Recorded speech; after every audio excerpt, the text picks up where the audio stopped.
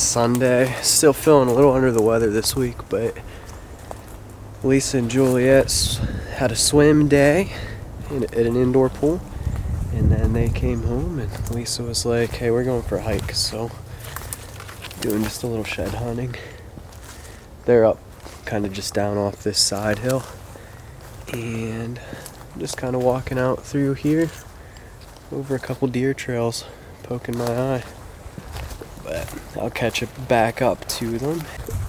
So this is one area that I had a tree stand this year on state game lands here. And this tree right there looks over this trail along the side here. And then there's a trail down below me as well. There are two buck rubs. One on this little dinky tree, and then one right there. And then if we come down this way, there's another rub right there. So I think it's a cool little spot. Kind of really looking forward to seeing how this looks early season this year. Well, Lisa and Juliet turned back because Juliet was getting a little cold. Just continuing the hike. So I'm gonna walk this river bottom here out and then circle back up and out of the state game lands back home. So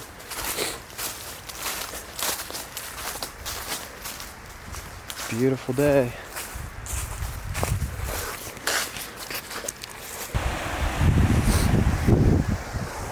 Pretty neat to hunt in a little bottom like this. Some rubs over here.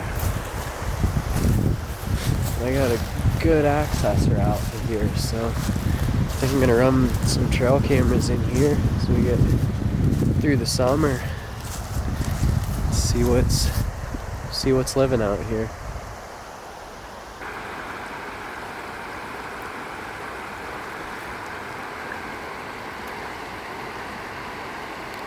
Definitely a thick trail, and then this is a spot that they cross.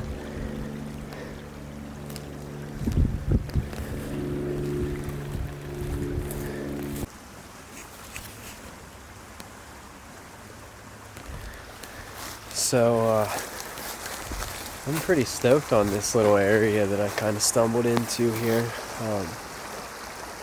It's a ways of a hike, but I definitely think I'm going to hunt some of this next year. Or at least run cameras down here and see if I can connect with anything.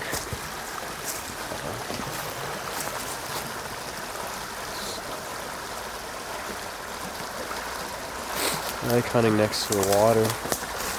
It makes it so that you can be a little noisier. Covers up sound because I'm loud. But the rub's all over the place down in through here, so never been to this place before. Pretty sweet. And a tree stand's what you'd expect when you find a nice spot on public land. So technically in PA on state game lands, you're supposed to have your stands out of the woods a month after season. I think it's 30 days. I'd have to check the law. But there are 3 stands that I know about in this just small little area, so I don't know if it's the same guy or just a couple guys. So here's what it is.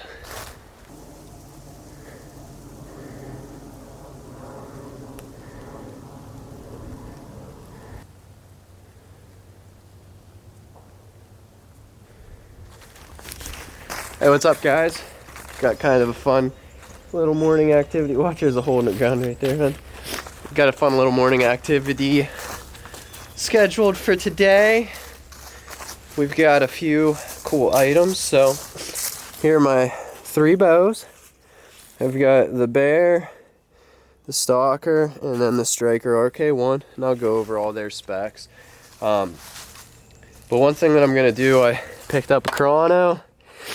Gonna measure my arrow weight so that I can get accurate. And then this guy is a little draw weight indicator, so I'll be able to actually see what I'm drawing on these bows to get a good idea of how that relates to their speeds. So pretty excited just to kind of dive into this and just test these bows out a little bit.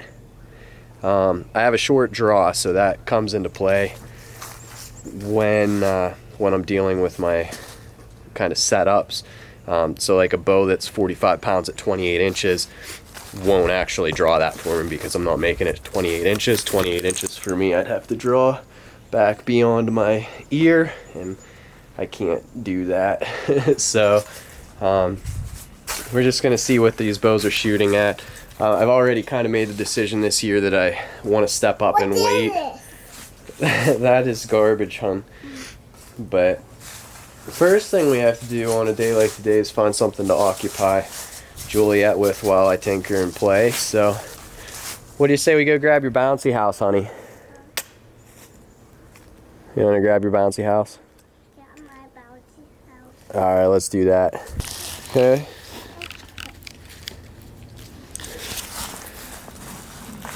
Well, this is our garage. We moved in the middle of winter, so we had a storage unit that all this stuff was in, and we just kind of moved the storage unit to our garage. So this is my summer project. What is that?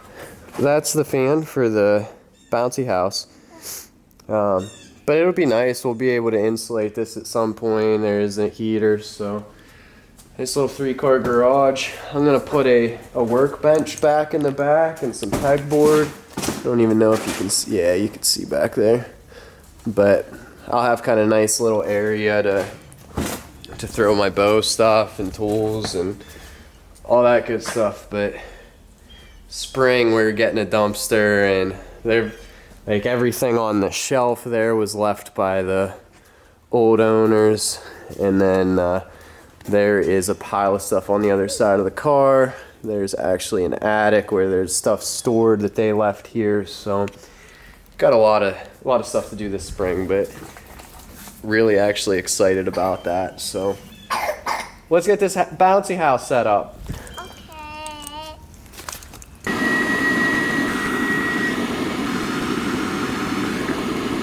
Well, it looks like some mice got into our bouncy house, Juliet. We're gonna have to do some repairing on this guy. A couple holes in it, so. Well, unfortunately that's what happens when you store stuff. It's like some mice ate through some spots on it, so instead of getting right to my bow stuff, I'm gonna fix the bouncy house. New homeowner problems. I don't have any duct tape.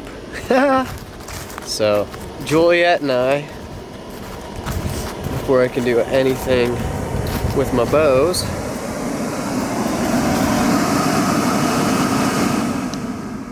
we're gonna have to run to Walmart and pick up some duct tape. I also don't know where the tent stakes are at for the bouncy house, so we're gonna get some tent stakes, but I think we should be able just to run some duct tape over these holes and hopefully it works. Some people might think that having a bouncy house for your 2-year-old is excessive, but Juliet has awesome aunts and uncles and family, and for her 2nd birthday, they surprised her with one. So Why not moving? it's moving because we're letting the air out of it so we can go into town and get some stuff to fix it. Okay. But we just enjoy being able to watch her have fun with stuff like this. So yeah, it might be a little bit excessive for someone to have a little You pull bouncy this house. down and me pull that down. Yeah. Yeah, we That's took it from the big, yeah. garage. That's it'll. Yeah. But it is what it is. So we're gonna go try to get this fixed up so that I can do what I wanted to do with my bows. And if I don't get to it today, I'm not worried about it because today's my day off, and I just enjoy being able to spend time with my daughter and do things fun with her. So we wanted to go for a hike this afternoon, and I wanted to spend a little time this morning outside here just in the backyard and play a little bit so that I could play a little bit. But sometimes things don't go the way that you plan them. You just got to roll with the punches and keep on moving. What the idea is behind what I'm doing. So this is the Striker New Breed RK1, 45 pounds at 28 inches, 60-inch AMO longbow. Probably the most accurate bow I've ever shot. See, there is a clicker on there, but I took the string off. I'll get into that some other time. But that's one. The second is the first custom bow that I ever had made.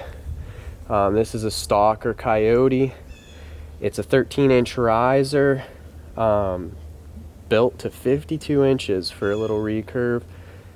This is the bow that I hunted with 2015.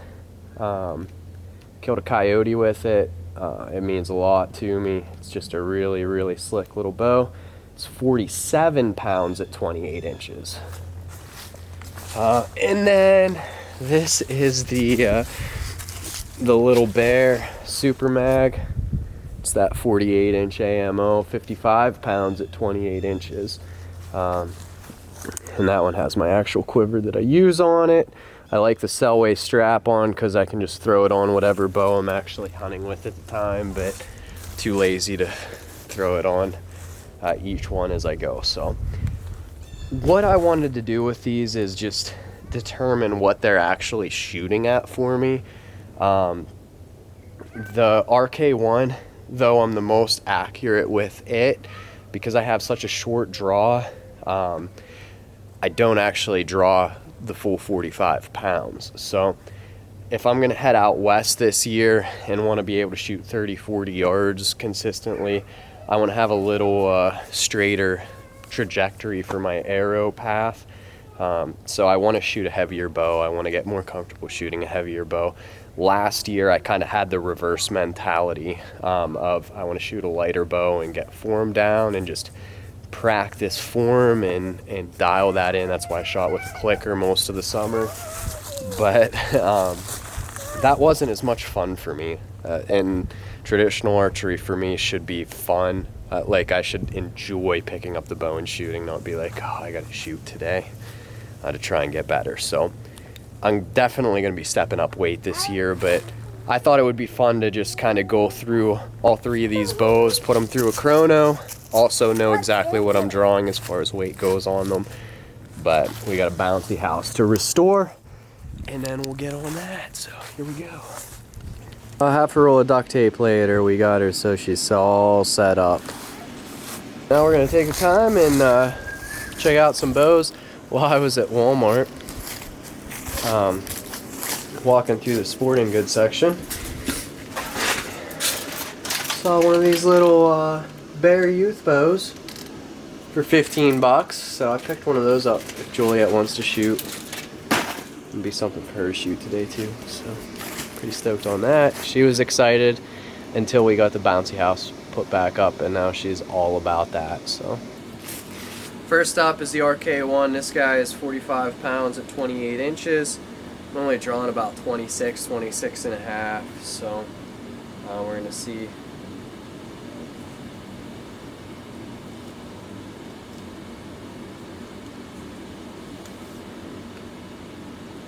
I'm drawing 39.2 on that one. Let's try it again.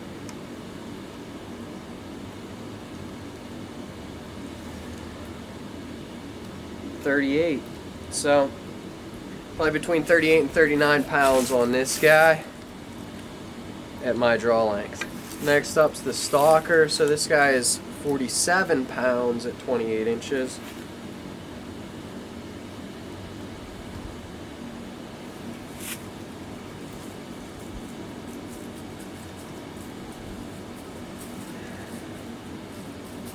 .40 on the dot.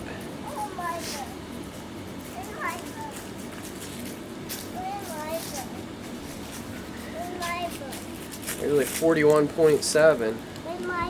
Where's your bow? It's up here. We'll get it out. So just a little bit heavier than the RK1. Last up is the Super Mag. This guy is 55 pounds at 28 inches. Yeah, sweetie, we'll get yours here. Give me 1 second. I just want to get the weight on this guy.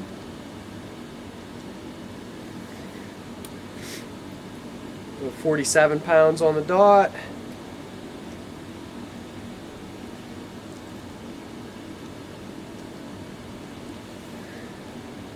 Oops, I accidentally turned it off. Try it one more time here. You put yours down yet? And 46.8 pounds. So you can see, because I have a short draw, that the poundage at 28 inches doesn't make a huge indication as to what I'm actually drawing on a bow. So it's like guys that have 30, 31 inch draws, you can shoot a 40, 45 pound draw and get speeds out of it that are much higher than I'd be able to. So I'm going to set the chrono up, shoot each bow through it, and see what they're shooting at. Girl is ripping into her packaged bow. Huh. What do you want to do with that thing, Juliet? I shoot a nice block. You want to shoot it at Daddy's block? Cool. We'll get her out and do it up. That's awesome. Are you excited? Yeah. Sweet. That's a little bear first shot. Like 15 bucks at Walmart. That's my bow. Yeah, it's your bow. They come with little 26-inch arrows, and then you can buy the 26-inch arrows for, they're like $1.97 a piece, so I just got a couple extras for her. I don't really care if they tune. I just want her to have some fun, like watching an arrow fly out of her bow. So she's pretty excited, it looks like. It's the other way, sweetie.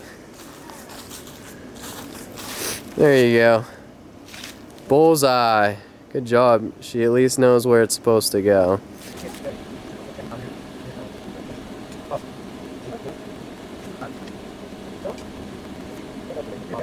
Alright, the other thing is arrow weight. So the heavier your arrow, obviously that's going to affect the speed.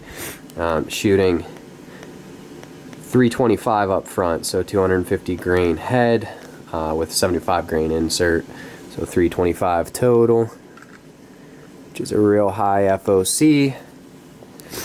And right now it looks like that arrow is at 514.2. So I'm going to use the same arrow for all the shots on this. Now obviously if I wanted to be more scientific with this, I would have drew the bows back like 10 times and then averaged out the weights, but that just gives you a rough idea of what I'm pulling. Same with the speed here that I'm going to shoot through the chrono. Should be shooting a bunch of times through it to get the average speed, but I just kind of wanted to see where about I'd be at versus this is exactly what it is. So take that into consideration, but also know that if you're going to be doing stuff like this, the more times you do it and then taking that average is probably the better or safer bet to get accurate readings. So here we go. I'm going to start with the RK1. 137. And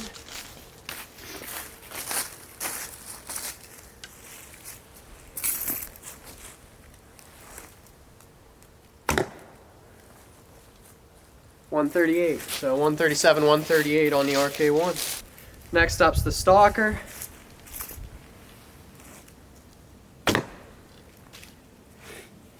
$147. So I didn't realize that my camera battery died, but the second shot with the Stalker was $150. I'm going to shoot one more time just to get a good idea of what it's shooting at. 147, 150, and 149. So right in that pocket there between 147 and 150. Last up's the Bear Super Mag.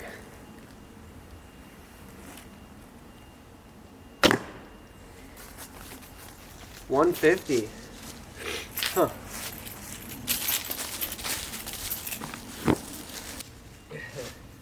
It's okay. No big deal. You'll be alright. Here, come stand back behind Daddy again, okay? And then we'll shoot your bow, alright?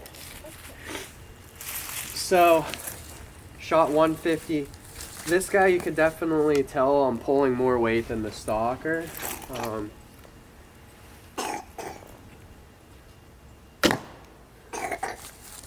154.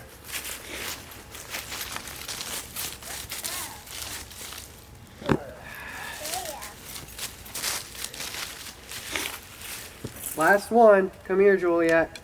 Back here, sweetie. Come back behind me. Thank you, honey.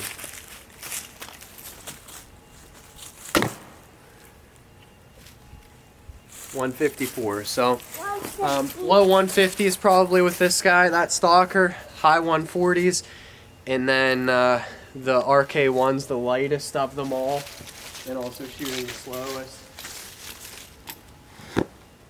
And you're gonna have a difference between recurves and longbows and things like that. So, just wanted to experiment with that.